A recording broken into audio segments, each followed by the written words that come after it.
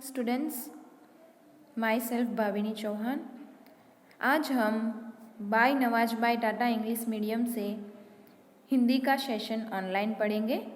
तो हिंदी के सेशन में आज हम निबंध लेखन के बारे में जानकारी लेंगे।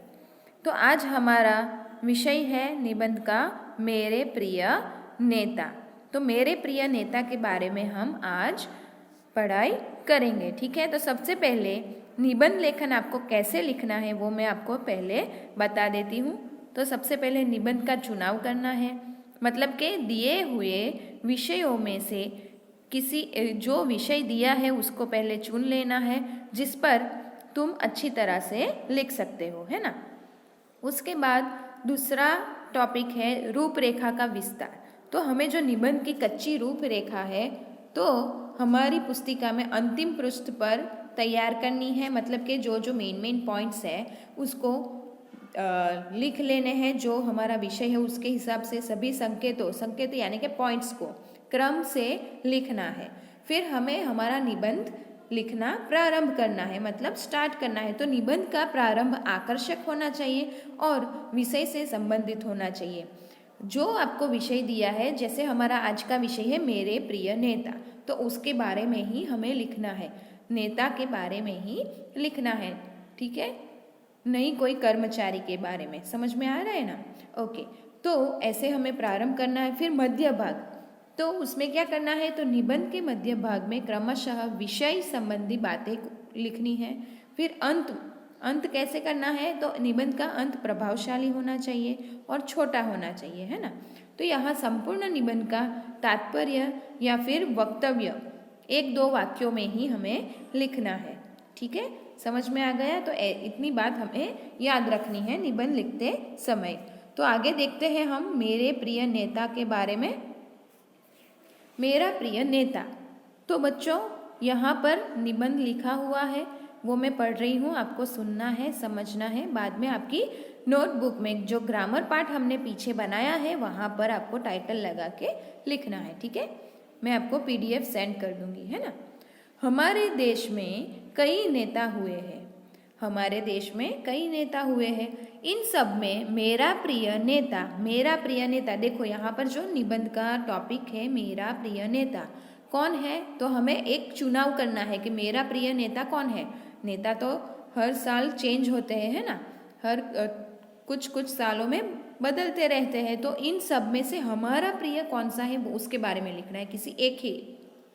तो यहाँ पे दिया है इन सब में मेरा प्रिय नेता महात्मा गांधी जी है।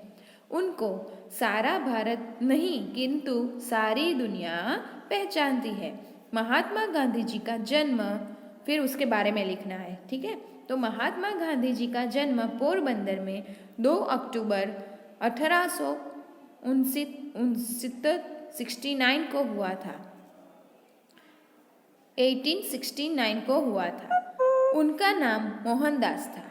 उनके पिता का नाम करमचंद और माता का नाम पुतलीबाई था।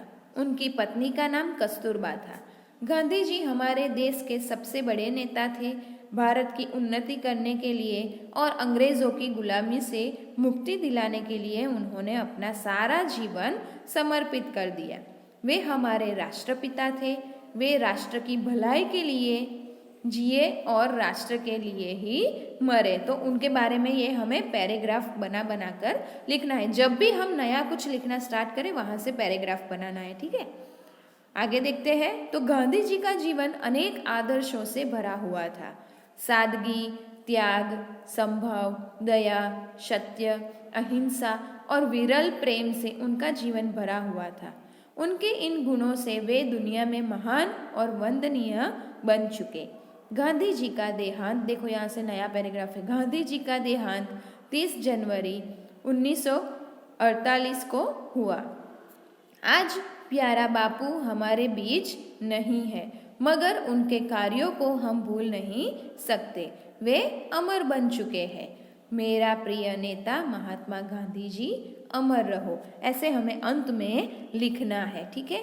तो कुछ विशेष बातें हमें क्या याद रखनी है, तो निबंध की जो भाषा है और उसका जो व्याकरण और वर्तनी यानी कि जोड़नी, है ना, गुजराती में जैसे हम जोड़नी लिखते हैं ना, उसकी दृष्टि से कैसे होना चाहिए, शुद्ध होना चाहिए।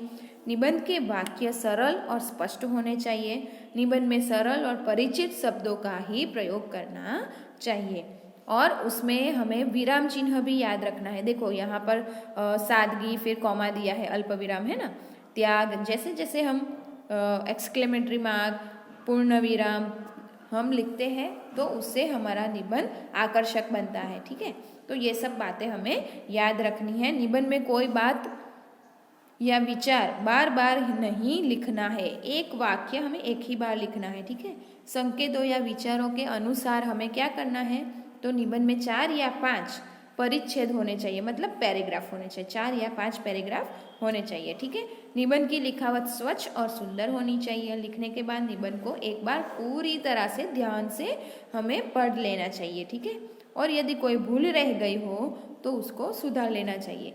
इस प्रकार आपको निबंध लिखना है। Okay, if you have any doubt you can ask me.